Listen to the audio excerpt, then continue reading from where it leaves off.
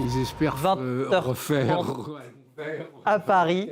Alors que le débat a déjà commencé sur le plateau, la suite de l'essentiel sur France 24 dans un instant. On va plus loin avec, vous l'avez entendu, Marc Semo, journaliste, collaborateur au Monde et chroniqueur à Challenge. Bonsoir à vous. En face de vous, Karim Yayaoui, grand reporter et chroniqueur international ici à France 24. Bonsoir. Le FBI a-t-il voulu occulter des documents liés à Jeffrey Epstein, des entretiens d'une jeune femme accusant Donald Trump d'agression sexuelle? C'est ce que révèlent deux enquêtes de médias américains. Et parallèlement, les époux Clinton, Hillary aujourd'hui, Bill demain, témoignent devant une commission du Congrès pour leur lien avec le pédocriminel. Un accord est-il possible entre Washington et Téhéran? C'est toute la question alors que se tenait à Genève ce jeudi une nouvelle session de pourparlers sur le nucléaire iranien entre Américains et Iraniens sous médiation omanaise. Des discussions techniques sont prévues la semaine prochaine à Vienne. Apprend-on à l'issue de ces discussions?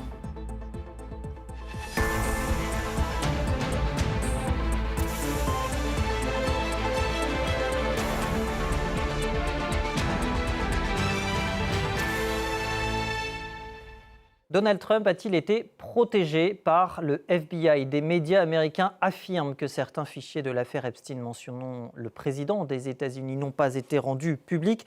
Les documents incluraient des accusations d'agression sexuelle sur mineurs. Face à ces révélations, le ministère de la Justice dit réexaminer le dossier. Romain Michelot. Des documents citant Donald Trump auraient-ils été retirés du dossier Epstein par le gouvernement américain? Aux États-Unis, c'est en tout cas ce que plusieurs médias affirment. Selon les démocrates, il pourrait même s'agir de preuves de l'implication du président dans des activités criminelles. Voici les dossiers que le FBI a retirés de la base de données publique du ministère de la Justice. Les dossiers jaunes. Voici les dossiers que le président Trump cache. Les dossiers jaunes concernent l'enquête sur une femme qui a été abusée lorsqu'elle était mineure et qui a accusé Donald Trump d'être son agresseur. Selon plusieurs médias américains, ce seraient des dizaines de pages d'entretiens de témoins menés par le FBI dans le cadre de l'affaire Epstein qui aurait disparu. Fin janvier, le gouvernement américain a publié 3 millions de documents liés à cette affaire. Mais depuis, de nombreuses victimes présumées ont pris la parole. Elles affirment ne trouver aucune trace de leur témoignage. Ce mardi, lors du discours sur l'état de l'Union de Donald Trump, des élus démocrates ont porté des badges réclamant la publication des documents manquants et invité une dizaine de plaignantes dans l'affaire Epstein. Où sont les autres dossiers? La vérité doit être révélée. Pourquoi n'y a-t-il pas d'enquête alors que ces dossiers contiennent les noms de nombreuses autres personnes? Depuis fin janvier, les enquêtes et arrestations dans le cadre de l'affaire Epstein se multiplient partout dans le monde, sauf aux États-Unis, où aucune enquête de ce type n'a été ouverte. De son côté, l'administration Trump fait bloc. La Maison-Blanche qualifie ces révélations de fausses et sensationnalistes. Le ministère américain de la Justice nie toute dissimulation et affirme que les dossiers manquants sont soit des doublons, soit font partie d'enquêtes fédérales en cours. Marc, c'est la plus grande opération de dissimulation du gouvernement dans l'histoire moderne. Ça, c'est l'accusation qui émane des démocrates. Est-ce qu'il y a une part de vrai là-dedans ou est-ce qu'ils vont un peu trop vite en besogne? C'est plausible. Apparemment, il y a quand même beaucoup de choses qui ne collent pas à propos avec ces 3 millions de documents qui ont été rendus publics.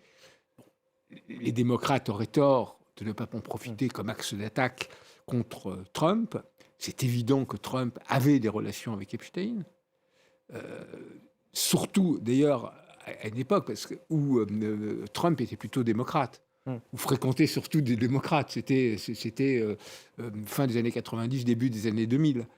On a aussi retrouvé, qui a été rendu par le public, par le Wall Street Journal, cette espèce de dessin qu'il avait fait à Jeffrey Epstein pour son anniversaire. Enfin, donc, il y a des liens. Ensuite, qu'est-ce qui s'est exactement passé? On ne sait pas. Effectivement, s'il s'agit de viols sur mineurs et autres, c'est extrêmement grave. Jusqu'à le faire tomber? Jusqu'à pouvoir le faire tomber? Jusqu'ici, il était totalement inoxydable. C'est-à-dire tout glissait sur lui. Lui-même le disait, d'ailleurs, une fois en provocation dans une campagne électorale, il disait que s'il tuait une femme, quelqu'un au milieu de la 5e avenue, il n'y aurait pas de conséquences. Bon, là, malgré tout, ça devient plus lourd, d'autant que l'affaire Epstein ébranle pas seulement les États-Unis, mais beaucoup d'autres pays. Ensuite, il faudrait voir exactement ce qu'il y a dans le dossier, parce que quand même, ce qu'il faut voir, c'est qu'il y avait une cohérence dans l'immense réseautage d'Epstein. Et c'était quand même plutôt le monde d'une certaine partie des élites américaines, mais plutôt démocrates. Là-dessus, Trump a été à une époque dans ce milieu-là. Ensuite, il a glissé vers autre chose. Donc voilà, il faudra voir exactement ce qu'il y a de concret contre lui. Mais c'est comme un sparadrap. C'est-à-dire, il avait promis je termine là-dessus, il avait promis pendant sa campagne qu'il livrerait tout. Ensuite, il a fait marche arrière. Sous la pression de son propre électorat, avec une base MAGA, tous les sondages le montrant, et qui est absolument déchaîné, il a décidé de rendre tout public, pensant en partie à raison que la vague allait surtout déferler sur les démocrates, parce que effectivement, Bill Clinton était notoirement quand même beaucoup plus proche d'Epstein. Voilà, ensuite, maintenant on en est là. Il y a de l'enfumage de la part de la Maison-Blanche, Karim ? En fait, déjà, de la façon dont ces documents ont été révélés, on a livré ça en pâture sans aucune précaution. D'ailleurs, un certain nombre de visages de victimes sont apparus. Des éléments étaient caviardés sans qu'on sache vraiment pourquoi. Donc, clairement, il y a le sentiment de lancer une espèce de vague pour tout emporter. Et c'est vrai, comme le soulignait le sujet, on peut que constater que les enquêtes commencent à fleurir un peu partout à travers le monde, et notamment en Grande-Bretagne. Même la France a été rattrapée avec l'affaire Jack Lang dans une moindre mesure. Et aux États-Unis, il ne se passe strictement rien. Donc on peut se dire qu'il y avait une volonté en quelque sorte de lancer une espèce de lame de fond pour protéger aussi Donald Trump, parce que évidemment on allait s'intéresser à telle affaire, au prince Andrew, à Peter Mandelson, à tel prince ou telle princesse européenne, ou encore à l'ancien directeur d'Harvard, et Donald Trump serait épargné, notamment aussi parce qu'un certain nombre de documents n'auraient pas été rendus publics. Et les choses se précisent tout de même, puisque les documents qui n'ont pas été rendus publics, on connaît assez précisément de quoi il s'agit. C'est des comptes rendus du FBI concernant notamment une affaire qui remonte au début des années 80, où une jeune fille de 13 ans aurait été agressée sexuellement. Elle a accusé Donald Trump en 2019. Et il y a eu quatre discussions avec des enquêteurs du FBI, mais une seule a été divulguée au moment où tous les documents ont été divulgués, celle qui pointait du doigt la responsabilité de Jeffrey Epstein, et pas la partie qui correspondait à Donald Trump, qui est citée des milliers de fois dans ces dossiers. Et c'est vrai que même la base MAGA, qui appelait de ses voeux à ce que tous ces documents soient rendus publics, ça risque de rallumer cette flamme du côté des MAGA, qui considèrent que peut-être que Donald Trump a quelque chose à cacher. Cette enquête que demande d'ailleurs pour non-divulgation des documents la Chambre des représentants, est-ce qu'elle a une petite chance d'aboutir ? En tout cas, ce qu'on voit, c'est qu'ils ont des éléments, puisqu'ils expliquent du côté de cette commission d'enquête, notamment les démocrates, qu'ils ont déjà, avant même que cela ne soit révélé, mené leur propre enquête, parce que ce qui a été révélé par NPR notamment était déjà dans les tuyaux, et c'est des informations qui circulaient déjà, notamment ces discussions avec des enquêteurs du FBI, et ils ont clairement des éléments tangibles, en tout cas en ce qui concerne pas la culpabilité de Donald Trump, mais en tout cas le fait qu'une grande masse de documents n'ait pas été rendue publique. Donc c'est clairement une enquête qui peut faire mal à Donald Trump. Oui. D'autant que le complotisme est infini. Or, s'il y a quelque chose qui peut nourrir, qui a une espèce de cristallisation de tous les fantasmes possibles complotistes, c'est bien l'affaire Epstein. Et donc, c'est sans fin. Ces derniers mois. Parce qu'il y aura toujours, soi-disant, quelque chose qui manquera, des choses qui ont été dissimulées, les plus pervers, les plus puissants, qui, eux, ont réussi à se mettre de côté. Donc c'est une machine sans fin qui a commencé avec, y compris le suicide même de Jeffrey Epstein lui-même, qui se tue d'un moment où les caméras, en prison, à un moment où les caméras sont obscurcies, qui se pend à une barre qui est plus basse que lui. Il a dû se mettre à genoux pour se pendre. Donc voilà, on est dans une histoire infinie. Ou la mort de Virginia Giuffre, qui était une de ses principales accusatrices. Avec cette chose extraordinaire du témoin central qui est toujours vivant, Ghislaine Maxwell, sa femme. Qui refuse de parler. Sauf si on lui donne une grâce, mais elle dit déjà qu'il n'y a rien contre Clinton et Trump. Et c'est d'ailleurs là-dessus que la défense du couple Clinton est très intéressante. C'est que eux, la première chose qu'ils ont exigée, autant qu'on le sache, puisque c'était une réunion, que c'était une déposition à huis clos pour Hillary Clinton, la première chose qu'elle exige, c'est que Trump soit entendu par cette même commission. Alors précisément sur cette commission qui a lieu en ce moment même pour Hillary Clinton, puisque Bill, ce sera demain, hein, c'est près de chez eux, c'est à Chappaqua. Ils ont longtemps refusé de témoigner parce que pour eux, c'était une volonté des républicains de vouloir détourner l'intention. Il fallait qu'ils le fassent, c'était devenu politiquement intenable. On leur a pas laissé le choix. Voilà, on leur a pas laissé le choix. En plus, Bill Clinton, il y avait des photos, son nom... plus de 2000 fois le nom revient, je crois. Voilà, donc il doit s'en expliquer. Et là, c'est Hillary Clinton qui doit, elle, s'expliquer aussi, finalement, de dire ce qu'elle savait ou non des liens avec son mari, Jeffrey Epstein. Pour ce qui est de cette transparence à tout prix, on est vraiment depuis, on le voit ces dernières semaines, depuis cette volonté de tout dire finalement, comment cette déclassification des documents a accru ce besoin de transparence. Pour les démocrates comme pour les républicains, tout le monde y passe finalement. Plus que de la transparence, c'est de l'éclaircissement dont on a besoin. Parce que la transparence, on a voulu jouer la carte de la transparence en balançant tout, mais ça a plus créé de confusion que de transparence. Et là, aujourd'hui, c'est clair que c'est une demande de clarification, que les choses soient clairement transmises à l'opinion et à la justice américaine.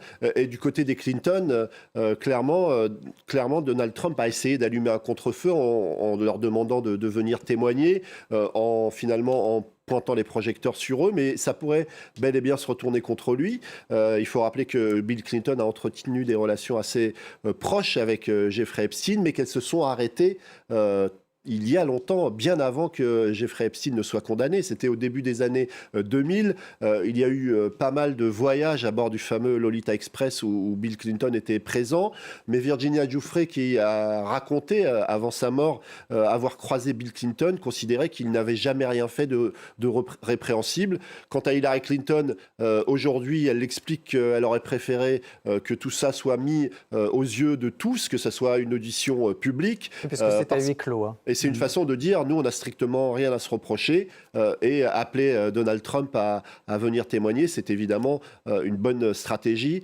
Et c'est vrai que c'est finalement un jeu qui pourrait se retourner contre le locataire de la Maison-Blanche. Parce qu'à huis clos, Marc, ça veut dire que derrière, on ne sait pas forcément ce qui va en ressortir. Ça va être filtré, finalement, ce qui va ressortir, tant au niveau des images que des déclarations. Oui, et en plus, donc, on parlait de ce climat complotiste, c'est évident que de huis clos dans un tel climat, c'est pas très bien, parce qu'on dit, voilà, pourquoi ça sort, mais est-ce qu'il n'y a pas des choses qu'on continue à cacher, donc on est dans cette espèce de réaction en chaîne sans fin. Ça peut aussi se retourner contre Hillary Clinton elle-même, cette volonté de transparence ou d'éclaircissement dont parlait Karine, parce que ça peut venir remettre en cause un système dont elle a elle-même aussi fait partie quelque part. Oui, mais on imagine mal Hillary Clinton dans les parties fines avec les jeunes filles mineures. Et c'est quand même là-dessus, au-delà des aspects financiers, des informations d'insiders, de tout ça, c'est quand même sur ce côté des filles mineures victimes que se cristallise la plus grande partie de l'émotion. Oui, parce que la relation avec Hillary Clinton, c'est essentiellement le fait qu'il ait participé à sa campagne en 99, tout comme il avait participé à financer la campagne de Bill Clinton en 92. Et Hillary Clinton... les relations avec le couple Epstein, notamment Ghislaine Maxwell, semblent avoir été relativement limitées. Elle explique qu'elle a rencontré plusieurs fois Ghislaine Maxwell, mais en public, lors de ventes de charité ou ce genre de choses.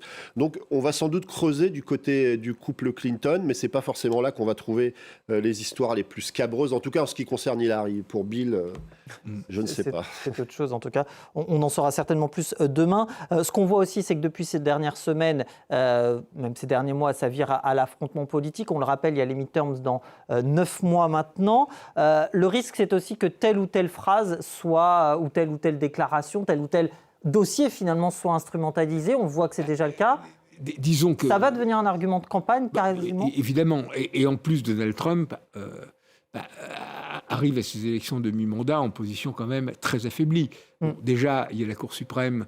Il a été désavoué par la Cour suprême concernant ses droits de douane. Sur les droits de douane, disant qu'une autorisation du Congrès était nécessaire. Les sondages extrêmement mauvais. Le dernier, Washington Post à ABC, dit que 60% des Américains jugent absolument, sont très critiques de la politique menée par Donald Trump. 65% et en plus, sur l'inflation. Et en plus, sur l'inflation, qui était un de ses points forts, et sur l'immigration, qui était son autre point fort, les mécontents sont encore plus nombreux. C'est genre 64 et 65%. Même, ils sont même critiques dans ses relations avec les pays alliés. Il y a, je crois, 62% qui disent qu'ils se comportent mal avec les alliés. Donc tout ça mis bout à bout fait quand même qu'il n'est vraiment pas en position de force. Et ce qui rebondit d'ailleurs sur le dossier iranien et sur la tentation de la guerre. Parce qu'effectivement, on va en parler, c'est-à-dire effectivement, il y a toute une partie de son électorat qui ne veut pas d'une guerre longue, mais en même temps, une de ses dernières cartes peut être aussi, pour rétablir sa popularité, de dire, voilà, je vais être le commander-in-chief et lancer une opération. Karim, avant de passer à l'Iran, peut-être un mot sur les midterms. Ouais, mais même ça, c'est risqué, parce qu'en fait, là, depuis un moment, il nous explique qu'il a rétabli de la paix dans 9 ou 10 régions du monde, et ça n'a pas suffi à redorer son image aux yeux d'une population américaine, en tout cas de son électorat, qui l'attendait sur d'autres dossiers, sur le pouvoir d'achat notamment, et là, il a énormément de difficultés, donc c'est vraiment très risqué de se lancer dans une campagne militaire du côté de l'Iran si la seule raison, c'est de tenter d'allumer un contre-feu ou d'apparaître comme le commander-in-chief. Donc c'est très, très, très risqué. Sauf que l'Iran, ce n'est pas des pays lointains. C'est un pays qui a une charge symbolique dans l'imaginaire américain extrêmement fort, comme Cuba.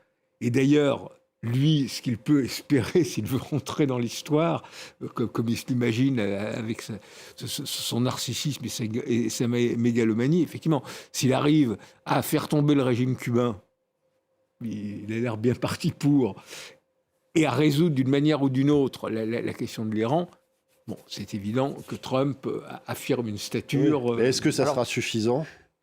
Alors vous faites référence à cette vedette qui a été interceptée dans les eaux cubaines. Il y a aussi cette vedette, cet étouffement. Voilà, c'est l'étouffement, le lent étouffement du régime cubain par le pétrole, qui transité par etc. le Venezuela. Parce que derrière cette vedette, on n'en sait pas grand-chose pour l'instant. Il y a Marco Rubio qui reste plutôt prudent en disant on va enquêter. Mais je pense que personne n'imagine que le régime cubain va durer dans l'État encore des années.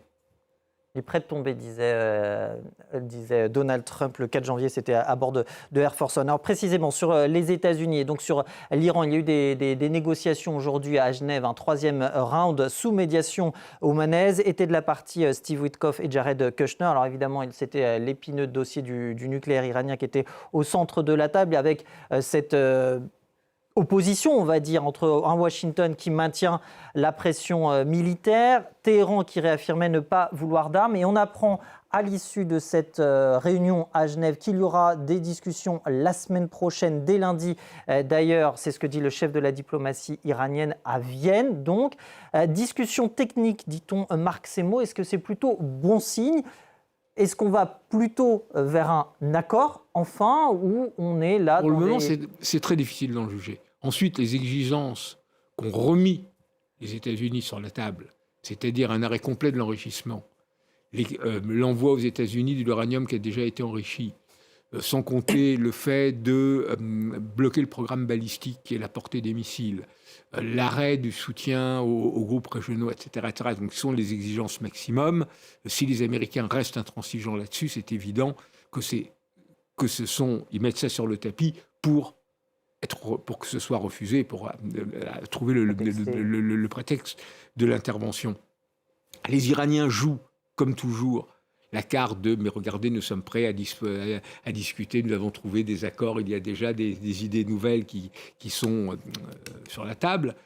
Ce qui est vrai, c'est que les Iraniens ont un extraordinaire négociateur, qui est Abbas Araghchi, qui est le ministre des Affaires étrangères, qui connaît très bien le dossier, qui est malin, voire roublard, que les hauts diplomates français qui l'ont pratiqué disent mais ce type est diabolique tellement il est malin dans l'art de mettre des leurres, de trouver des faux fuyants. Enfin, donc, c'est un redoutable négociateur. Steve Witkoff et Jared Kushner ne le sont pas. Et d'ailleurs, à propos de Steve Witkoff, il y avait un aveu terrible, c'est quand il dit dans une interview, on ne sait plus quelle télévision, qu'il ne comprend pas comment, après un tel déploiement de force, les Iraniens n'aient pas capitulé. Donc ça montre à quel point il n'a absolument pas saisi ce qui est en train de se passer avec les Iraniens. Et on a aussi du mal à cerner ce que veut, une fois de plus, Donald Trump, parce que les objectifs ont un peu changé ces dernières semaines. Oui, il y a cette idée que l'Iran ne doit pas avoir l'arme nucléaire. Il fut un temps aussi où il évoquait un renversement du régime iranien. Oui, c'est vrai. Et on se souvient de ces manifestations monstres qui ont fait trembler le régime. Donald Trump qui expliquait que les manifestants devaient continuer, qu'il n'allait pas tarder à arriver pour venir en aide aux populations iraniennes. On peut même se demander si le président américain n'a pas une part de responsabilité dans le bilan humain terrifiant qu'il y a eu en Iran. Après, on a vu Donald Trump se concentrer essentiellement sur le nucléaire, et puis Marco Rubio dire non, ça suffit pas le nucléaire, il faut aussi le programme balistique, avec les Israéliens derrière qui estiment qu'il faut totalement neutraliser les capacités balistiques de l'Iran, les capacités de nuisance via les proxys qui sont très affaiblies, mais dont on voudrait voir l'Iran complètement déconnecté de ces proxys. Donc c'est vrai que ça n'a pas toujours été très clair du côté du président américain. Là, on est revenu sur une position assez maximaliste, donc les 3 points que je viens d'évoquer. Mais parfois, ce qui est inquiétant, c'est qu'on a le sentiment que les Iraniens sont prêts à aller au bout, sont prêts à aller à un conflit, peut-être avec l'idée que finalement, si conflit il y a, si les Américains s'enlisent, ils pourraient se retrouver dans une meilleure posture pour négocier que celle où ils se trouvent aujourd'hui. Et ça, c'est assez inquiétant. Cette confrontation directe, c'est une hypothèse plus que probable à l'heure actuelle? Elle est probable. Ensuite, il peut se passer beaucoup de choses. Mais c'est vrai que les Iraniens se préparent à encaisser. Toute la question, c'est qu'ils ne savent pas combien de temps va durer l'opération. Et c'est là-dessus qu'il y a effectivement toutes les inconnues. Parce que l'envoi de troupes au sol est exclu. Or, aucun régime n'a jamais été renversé uniquement par des bombardements aériens. S'il n'y a pas le relais d'une force au sol, alors qui n'est pas nécessairement une invasion étrangère, qui peut être aussi des groupes d'opposition armés, etc. Mais là, on n'est pas dans ce cas de figure en Iran. Ou s'il n'y a pas une fêlure au sein du régime, une partie du régime qui décide de se débarrasser de l'autre.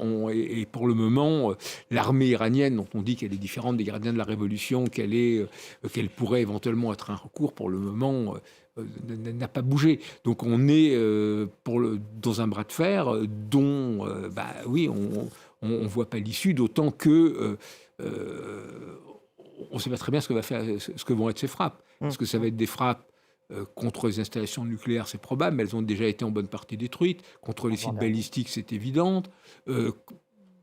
Est-ce qu'elles vont aussi viser des personnalités, c'est probable. Elles vont aussi manifestement viser les infrastructures énergétiques et notamment le pétrole qui jusqu'ici n'avait pas été touché, ce qui affaiblirait quand même encore plus considérablement l'Iran, avec en plus le bénéfice de faire monter le prix du pétrole en conséquence, ce qui ne peut que réjouir Trump, parce que n'oublions pas qu'aujourd'hui, désormais, les États-Unis sont un pays exportateur. Donc voilà, on est dans cette situation. D'autant aussi, Karim, qu'on ne connaît pas vraiment les lignes rouges que doit ou ne doit pas franchir Téhéran pour que Donald Trump décide de cette intervention militaire. Là aussi, c'est assez flou finalement. On a le sentiment aussi que Donald Trump est dans l'attente d'avoir une vision plus claire, parce que on a vu son chef d'état-major venir lui murmurer à l'oreille que c'était peut-être plus risqué que d'aller attraper Nicolas Maduro une nuit sans lune ou frapper des sites nucléaires de très haut avec des avions furtifs. Là, c'est une toute autre histoire, et c'est sans doute ça qui fait que Donald Trump hésite encore un peu. On lui a fait aussi miroiter qu'éventuellement, il pourrait y avoir des victimes américaines, des soldats américains, mais aussi des alliés.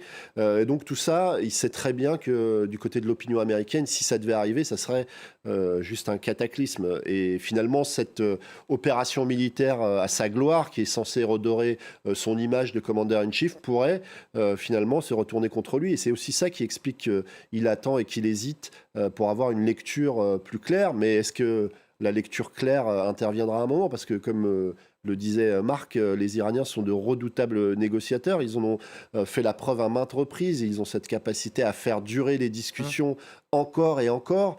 Plus les discussions durent et plus du côté de Donald Trump, on peut se laisser aller à une action moins réfléchie. Et c'est là aussi le danger. On se souvient, Marc, de cet accord de 2015 qui avait duré avant de parvenir à ce fameux accord dont Donald Trump ne veut plus entendre et dont les États-Unis sont sortis. Qu'est-ce qu'il devrait y avoir dans ce nouvel accord qui soit mieux, entre guillemets, que celui de 2015 pour que ce soit accepté par Donald Trump ? Globalement, les exigences qu'ont listées les Américains. Parce que l'accord de 2015 avait été commencé par les Européens. D'ailleurs, il faut se rappeler que les négociations commencent en 2003 uniquement parce que le pouvoir iranien a peur de ce qu'il a vu en Irak et de l'intervention américaine en Irak. Et c'est la chose qui les fait bouger. Donc ensuite, ça dure pendant 12 ans. À un moment, il y avait eu une première ébauche d'accord, c'était déjà sous Obama, mais qui était très bâclée. Les Français ont bloqué, il faut reconnaître ça. Ensuite, il y a eu l'accord de juin, qui, effectivement, sur le nucléaire, bloquait beaucoup de choses, mais créait un certain contrôle. Mais il avait quand même 3 vides majeurs. D'abord, il était temporaire, entre 10 et 15 ans, selon les aspects. Et il ne prenait absolument pas en compte la question du balistique. Or, le balistique est totalement lié au nucléaire, parce que les bombes, vous devez les mettre sur des fusées. Et le risque était que les Iraniens continuent entre-temps à développer leur système balistique et qu'ensuite, une fois l'accord devenu caduc, au bout de 15 ans, il ne resterait plus qu'à créer des bombes pour les mettre sur les missiles. Donc, pour toutes ces raisons, déjà depuis longtemps, y compris la France, voulait un accord beaucoup plus robuste. Donc, une renégociation de l'accord de 2015. Aujourd'hui, on est dans une situation où, effectivement, on remet ça sur le tapis, mais on voit mal comment on pourra arriver à un compromis. Mais on en saura certainement plus dès la semaine prochaine, puisque des discussions ensuite donc, de ces pourparlers qui ont lieu à Genève se tiendront à Vienne dès lundi. Merci Karim Yayaoui, merci Marc Semo. On va plus loin, c'est fini. À retrouver sur france24.com. Vous restez avec nous. La suite de l'essentiel dans un instant. On prendra des nouvelles de Sophie Adno, l'astronaute française, qui a donné sa première interview en français depuis 400 km au-dessus de nos têtes.